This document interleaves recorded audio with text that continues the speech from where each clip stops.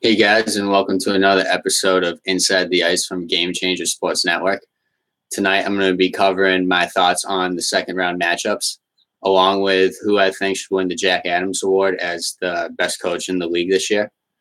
With the completion of the first round last night in the Game 7 between Boston and Toronto, we now have one of the best second rounds I've ever seen as a hockey fan.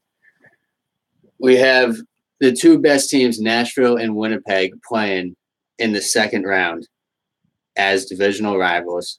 We also have Vegas and San Jose playing as with no history whatsoever. Nashville and Winnipeg also have no history in the playoffs against each other.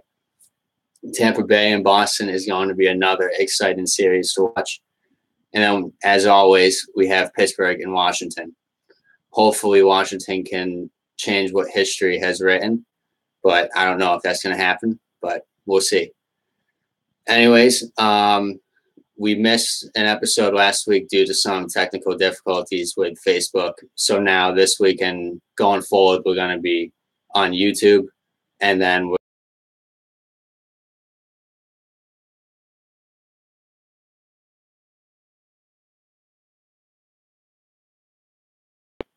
after what happened with the van and causing the deaths of 10 people. But anyways, I'm going to jump right into it. And for the first series, I'm going to start with Nashville and Winnipeg.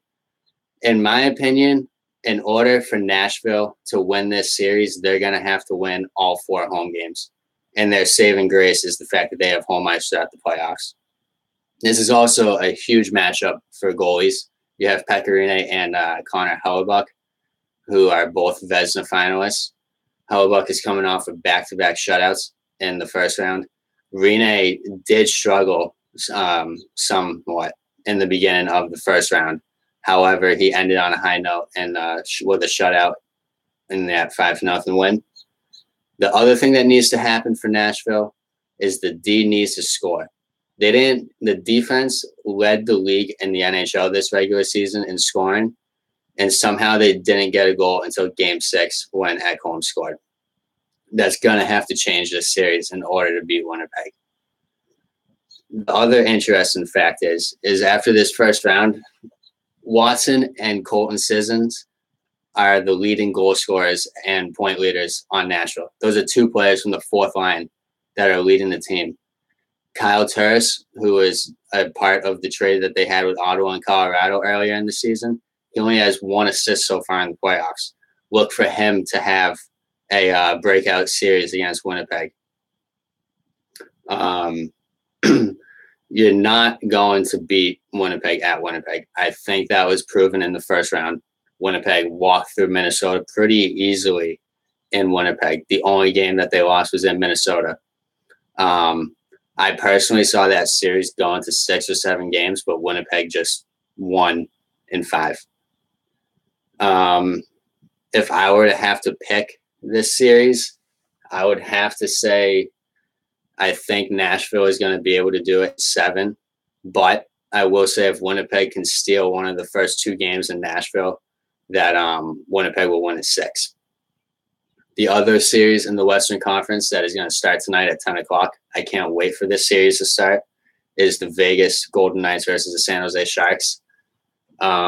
Both teams are coming off of sweeps in their first round. The Vegas Golden Knights are having the best inaugural season a team has ever had.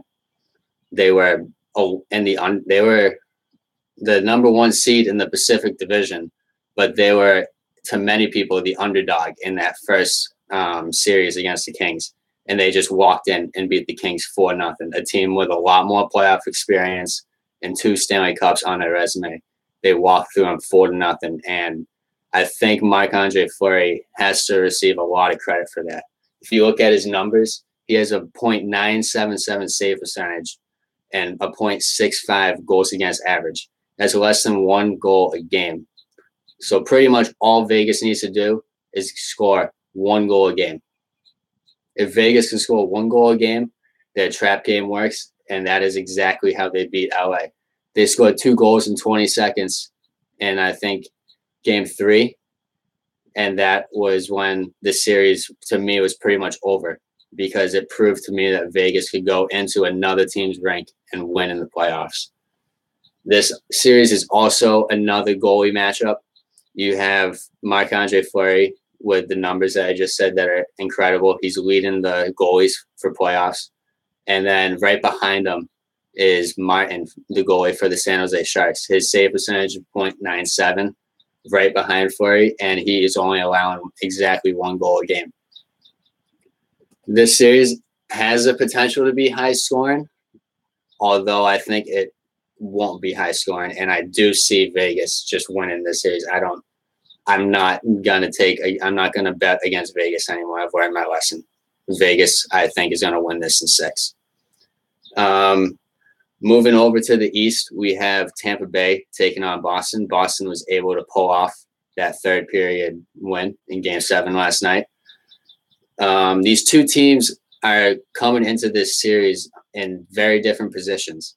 Tampa Bay is coming off of a week of rest after they beat the New Jersey Devils. And Boston just played Game 7 last night. And Game 1 of the series is going to be Saturday afternoon at 3 o'clock.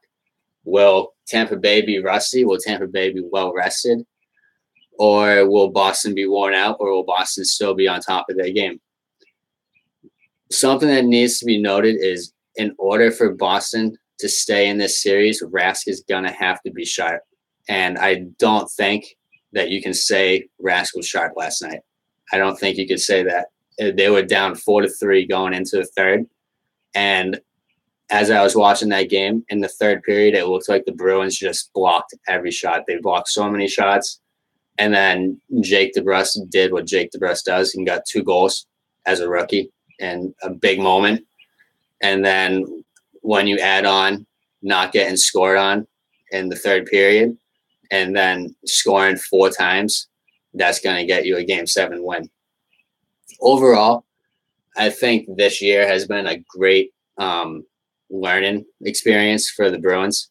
This was a rebuilding season.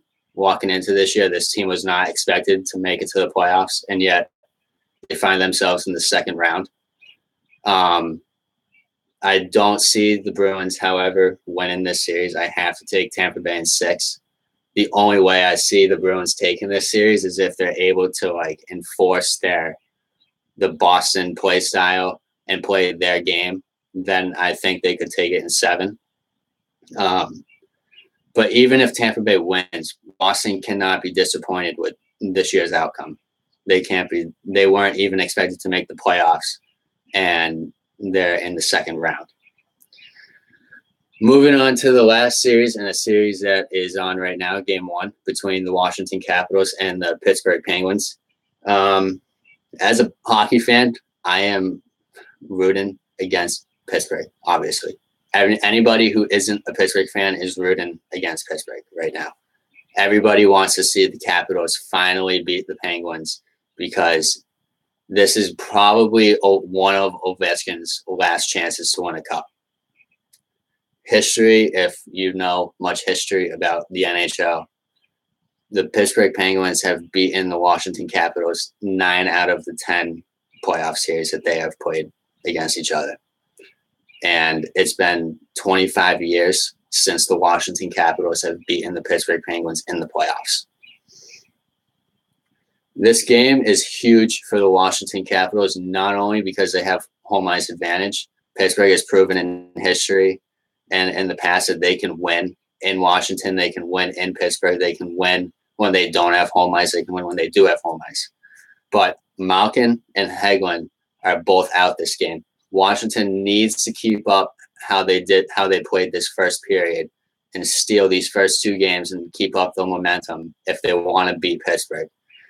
Ovechkin set the tone perfectly with a beautiful play 17 seconds into the game, feeding into that first goal on that breakaway. That set the tone and gave the Capitals a huge burst of momentum to ride the rest of the period. I think Washington looked perfect. They did, I feel, exactly what they needed to do. Holtby came in. Holtby hasn't allowed a goal yet. If he can play the way he played when he came in the first round, that gives Washington an even better chance of beating the Penguins. However, Crosby and Gensel both have 13 points in the playoffs already. When you have two guys on the same team that lead the league in points in the playoffs, that's going to be really hard to match up, and you're going to need to put up points, or your goalie is going to need to have an MVP caliber series. Also, Washington's third and fourth lines need to play and match up well against Pittsburgh's third and fourth lines. I think Ovechkin and Kuznetsov and Carlson and Oshie can match up well against Crosby and Malkin when he comes back. I think those first two lines can hold their own. It's the third and fourth lines that concern me about the Capitals. And if they're able to control the third and fourth line of the Penguins and Holtby's able to play well, Washington can win this series. But if I had to bet on it, I'm going with Pittsburgh in 6. But I really hope that I'm wrong. I'm praying that I'm wrong. I do not want to be right in this one. I want to see Ovechkin in Washington finally beat the Pittsburgh Penguins. That is it for how I feel about the second round matchups. The next thing and the other thing that I'm going to cover tonight is who I feel should win the Jack Adams Award for best coach in the league. The finalists were announced yesterday or the day before. The finalists are Bruce Cassidy of the Boston Bruins, Jared Bednar of the Colorado Avalanche, and Gerard Gallant of the Vegas Golden Knights. You can make a case for all three coaches. And I'm just going to start off with the Bruins coach, Bruce Cassidy. He stepped in the middle of the season last year when Claude Julien was let go. And he led the Bruins to a playoff appearance that wasn't expected. They lost to Ottawa in the first round in Game 6. And then this year was supposed to be a rebuilding year. And they're now in the second round. And despite all the injuries that they've faced and despite the inexperience and the young team that they have, they find themselves in the second round. And they just keep finding a way to get done whatever they need to get done to get the wins. The only thing I have against Cassidy is how much of this season does Tuukka Rask deserve credit for? Because when you look back in the season, December, January, February, when the Bruins were arguably at their best and on fire, Tuukka Rask was on fire. And I feel Tuukka Rask was the backbone of that. But you can make arguments either way. Cassidy has done a tremendous job with the Boston Bruins. And I think if they can keep this momentum going, they're going to have a bright future for that program. Next is Jared Bednar of the Colorado Avalanche. This program had a completely turnaround season. They finished last in the league last year with 49 points, and then they got 49 more points this year with around the same roster. They didn't make that many roster moves in the offseason or around the trade deadline besides that Duchesne trade. They didn't make that many moves, and Nathan MacKinnon had a hell of a year. He's up for the Hart Memorial Trophy. He's up there. He's one of the best players in the league right now. He had a very good series against Nashville. Speaking of Nashville, they gave Nashville a run for their money in the first round, and you have to give the Colorado Avalanche credit for that. That a lot of people were saying Nashville could sweep Colorado, beat Colorado in 5 games, and Colorado was able to take Nashville to 6 games. They were able to win in Nashville. That's not easy to do. As a wild card team against the President's Trophy, you have to give Colorado credit. And thinking about where they were last year as opposed to where they ended up this year, you have to just be happy as a Colorado Avalanche fan. And you have to be optimistic about the future. I do believe that the Avalanche will be back in the playoffs next year. I don't see why they wouldn't be. And then lastly, you have Jerry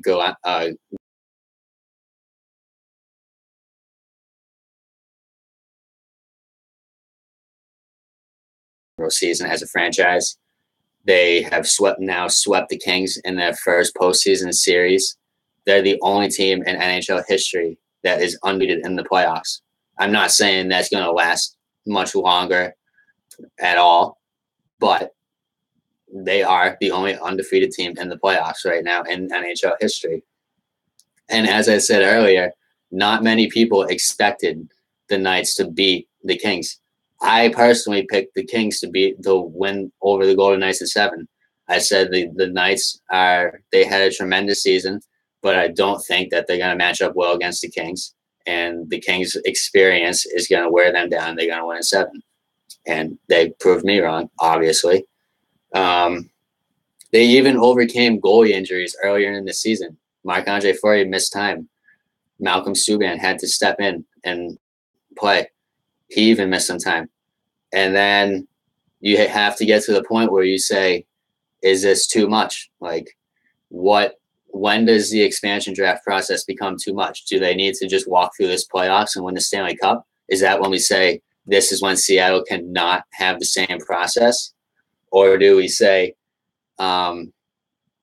if they get eliminated this series, that's good. They just had an incredible season. It won't happen again with another team. This is a once-in-a-lifetime thing. But I don't know. I feel like if I had to vote on a coach, it would honestly be a coin flip between Bruce Cassidy and Gerard Gallant from Vegas, because both of those coaches took teams that weren't expected to do anything.